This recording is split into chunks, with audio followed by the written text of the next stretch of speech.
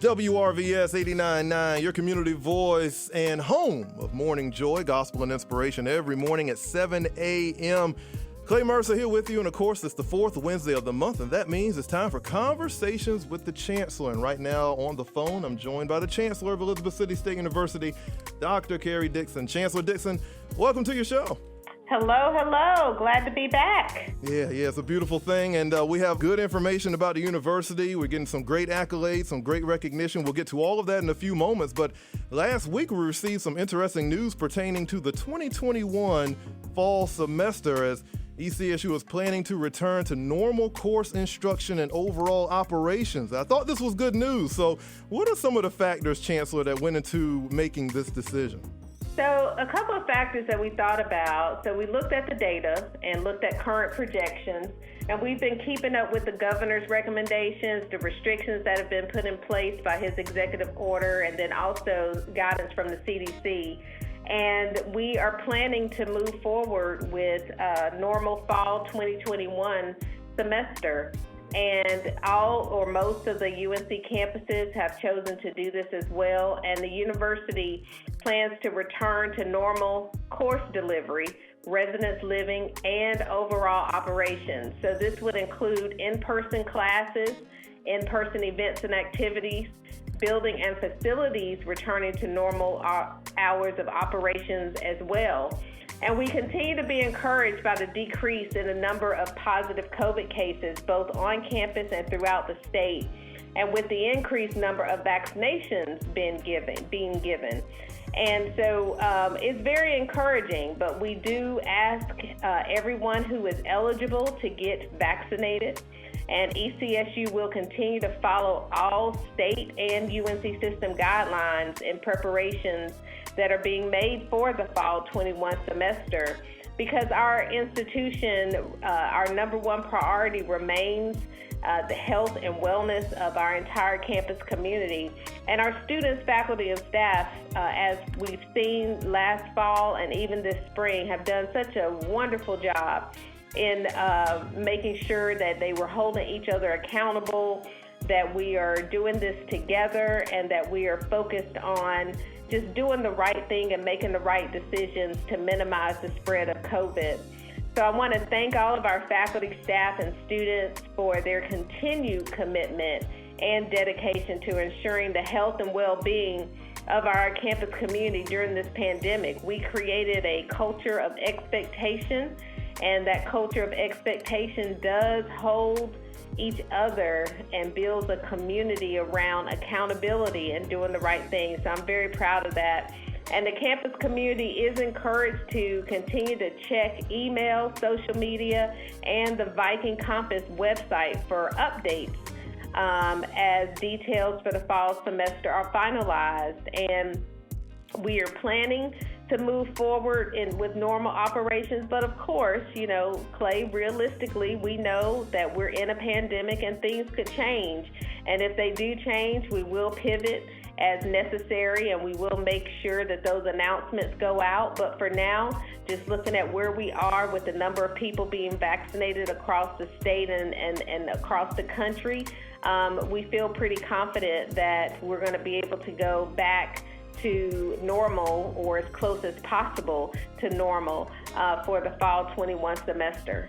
And all of that is very encouraging. It's something that we've been looking forward to, and we could see the light at the end of the tunnel, just didn't know when we would get there. But it seems like we're starting to get closer and closer to that. So it was really exciting information to hear that we're looking to return to normal operations in the fall of 2021. It's Conversations with the Chancellor. Clay Mercer here with ECSU Chancellor Dr. Karrie Dixon. And Chancellor, if that current trend continues, ECSU should have more and more students filling up these dorm rooms on this campus this fall.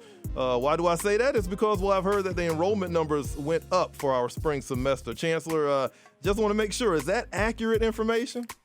Yes, it's very accurate, and we're very excited about it. So our enrollment at Elizabeth City State University, it continues to rise, and that's something we're excited about, something our campus community and our broader community are excited about here in Elizabeth City.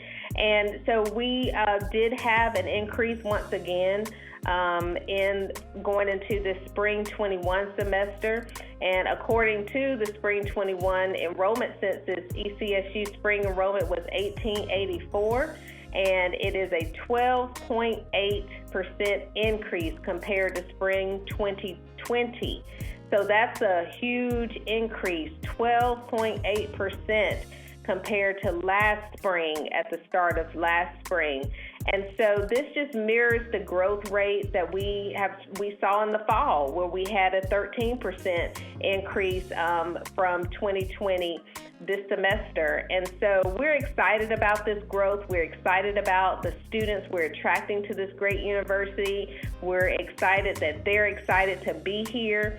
And we believe this increase is due to just strong persistence with our continuing students. So our students are returning back to ECSU each semester, and our transfer student numbers are up, which is great because we definitely are investing in the transfer pipeline to make that transfer ability very seamless for our transfer students.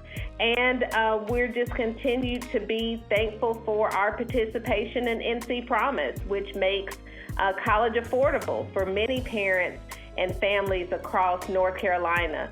And so we're just excited about this growth, and to see this type of growth in a pandemic is something that A, we'll never forget, but B, is something that just shows that people are looking for the best options right now, and they see Elizabeth City State as a first choice, and we want to be and continue to be a first choice university. That's correct. And listeners, if you or someone you know wants to become a Mighty Viking, or they may want to transfer here to ECSU, they can find out more during the Spring Open House, which is coming up on April 10th. You can get more details on our official website at ecsu.edu.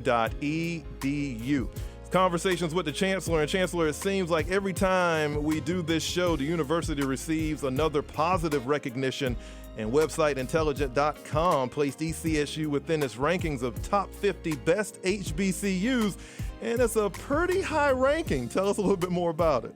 Yes, the visibility and the excitement around Elizabeth City State University is just, it's just so exciting and just unreal to the extent in which, we're getting a very, the visibility across the country, across the state has just been phenomenal and well-deserved with the excellent faculty, staff, and students and alumni that we have at ECSU.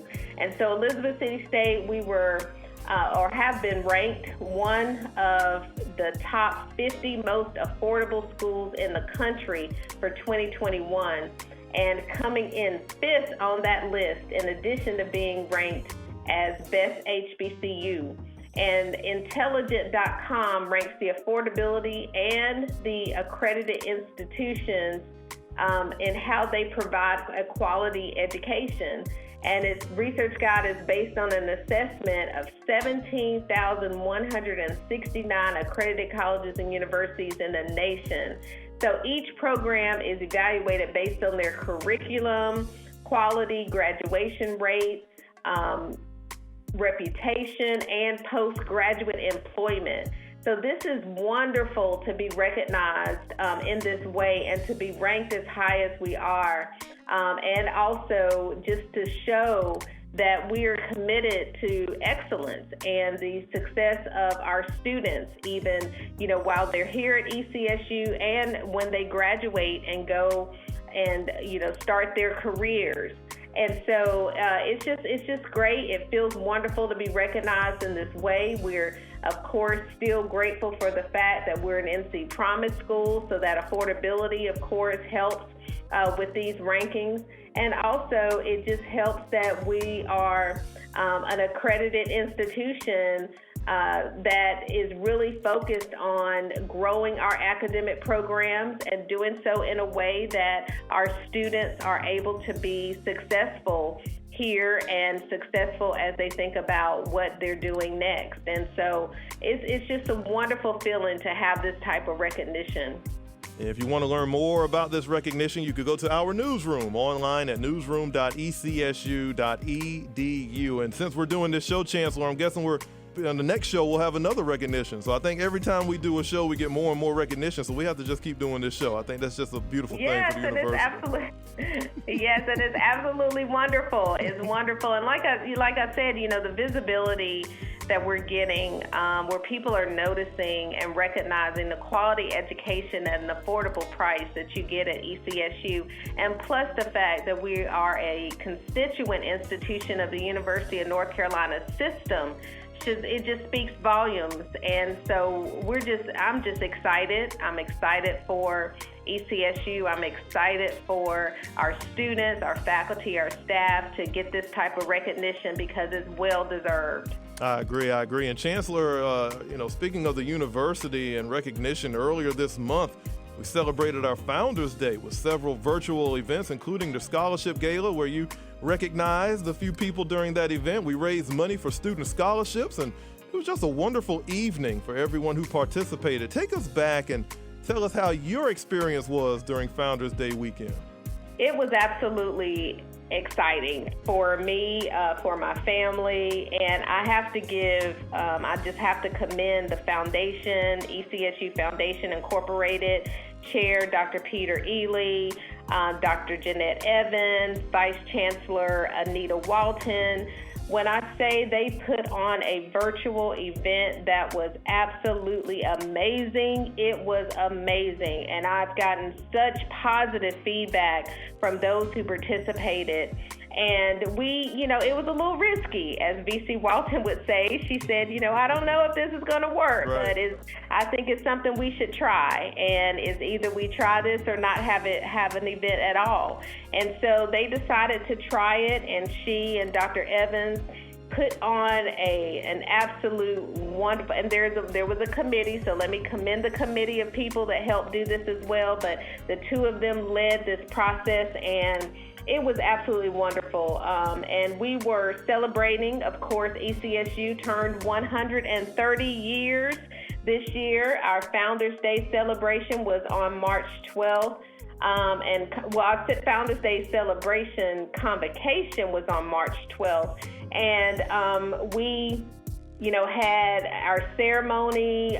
We had our city manager as the keynote speaker. Elizabeth City Manager Montre Freeman was absolutely awesome as our keynote speaker.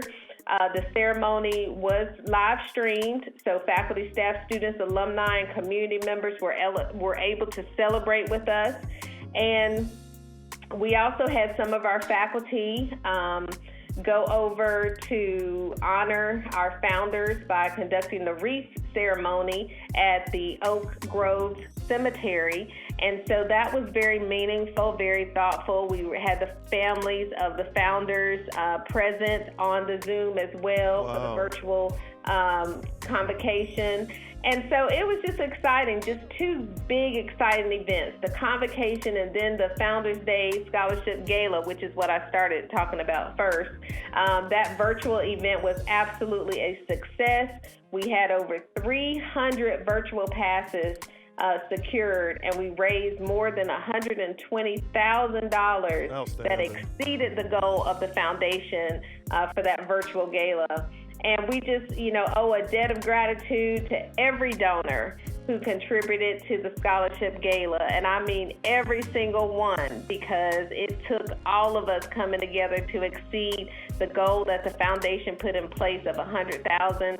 We exceeded that, and thank you so much to everyone who made a donation, everyone who contributed in some type of way or whatever way you contributed. We just had such a wonderful event, and so I am just so excited for the support from our faculty, staff, our students with their talents and their participation, and our alumni and our community for making both of these events a success and just so memorable as we celebrate 130 years of Elizabeth City State University. Yes, it was a fine event, and it seemed like everyone who participated enjoyed themselves all night long. And Chancellor, in the last show, we talked about everyone dressing up in their suits and in their dresses, and you said you had a nice outfit that you were going to wear for this event.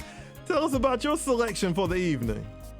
Yes, look, I look forward to the gala every year, and so I definitely had to put on my dress that I was going to wear this year, of course, royal blue.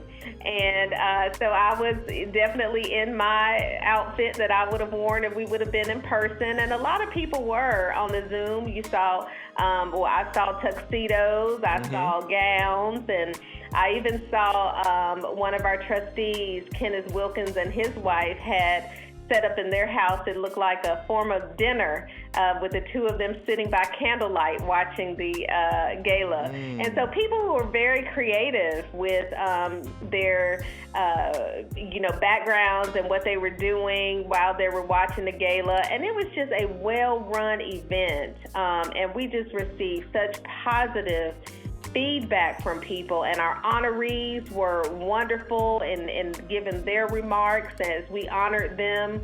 And, so it was just a wonderful event. And I have to, Clay, I'm surprised you didn't ask me about the after party. Yeah, I was going to bring it up. I mean, DJ Kunlove and I mean, they did everything was put together really well, but even the after party was fun. Talk a little bit about it. Yeah, it was I had never participated in a Zoom after party, so I didn't know what to expect. Right. It was quite interesting how you could go from room to room based on, the music that you prefer or that you like most. And really, I went from room to room. I like both the jazz room and I like the DJ room as well. And so I kind of went back and forth, which I'm sure a lot of people did. But it was just really nice how you were able to do that on Zoom and really enjoy the music from the live band they were absolutely awesome. And then the DJ Kuhn, as you said, he was wonderful, and he had such Viking spirit as he was DJing the entire time. And so people were really enjoying it.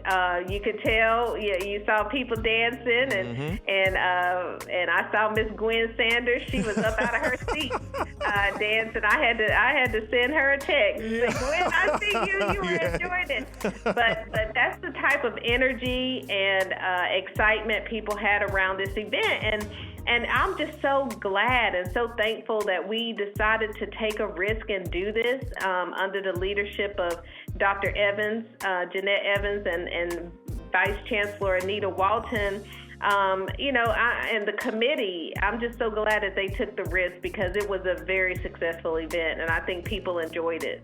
It was a wonderful presentation. It almost felt like we were all in the K.E. White Center, but to do it virtually was outstanding. And, we have 4 ECSU alumni who received the 2021 Chancellor's Legacy Award. And if you want to see more on this story, it's all right there on our newsroom, online at newsroom.ecsu.edu. Chancellor, we've come to the end of today's show. This is the time where I turn my microphone off and let you give some closing remarks to the listeners. I'll let you take it away.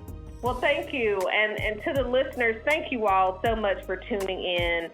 Each time you tune in, it just definitely helps with the support and the information that you hear directly from me so that you're kept well aware of what's happening on the campus and you really feel a part of the Viking family, which is what we want you to feel and want you to know that, we're here in the community. We're doing great things as a university. We're representing the Vikings, and we're just building a foundation for the future and the sustainability of this great institution right here in Elizabeth City, and the economic impact that it has in this region in northeastern North Carolina is unmatched. And we're just proud to have the support that we do from our faculty, staff, students, alumni, and our community, because this university, we need all the support we can get, and we definitely want to keep doing some of the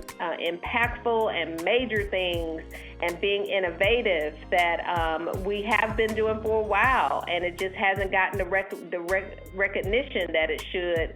But now that visibility is coming and we're telling our story. We want all of you to tell the great story of Elizabeth City State University as well. This university has been around for 130 years. So we have a lot to celebrate, a lot to be proud of, and we want it to be around another 130 years or beyond. So it's going to take all of us to make sure that for generations to come, that they too have the experience that many of you had and many of you are having now at ECSU, and we want to get better each and every day. And so I want to also make a pitch to everyone to support WRVS next week during this biannual membership drive and week-long radiothon, SuccessFest. SuccessFest kicks off on Sunday, March 28th and goes through Friday, April 2nd. And WRVS will be commemorating 35 years of media and community service in Northeastern North Carolina and Southeastern Virginia. So please support WRVS starting Sunday, March 28th. And WRVS is a public radio station, and to remain eligible for its grant funding, must raise a portion of its financial support for our local area to demonstrate community relevance. And so we want you to donate so they can do what they need to do in the community and bring more programs, such as some of the ones that you listen to that are produced locally, such as the River City Reviews, the Morning Joy Career Center Corner, High School Game of the Week, and Conversations with the Chancellor. So please do support WRVS. Their goal is to raise $15,000. And this will go to support student training, community outreach, quality programming, and general operations at the station. So I ask you, continue to support WRVS, but in particular, please donate during the Success Fest that kicks off on March 28th, Sunday, March 28th through Friday, April 2nd. And there are 3 ways you can give. You can give online at ecsu.edu/WRVS. Again, ecsu.edu/WRVS. Text WRVS to 41444, or you can call 252-335-3985. So again, thank you all for the support of Elizabeth City State University, for your support of WRVS 89.9, and we will continue to have these conversations, and I just thank everyone for all that you do for ECSU. Chancellor, thank you so much for making this show happen, and we'll catch up with you next week during Success Fest and next month for another edition of the show. Thank you, Clay. I look forward to our next conversation. Sounds good. Listeners, stay tuned. We got more of your music on the way. This is Afternoon Delight Radio Show.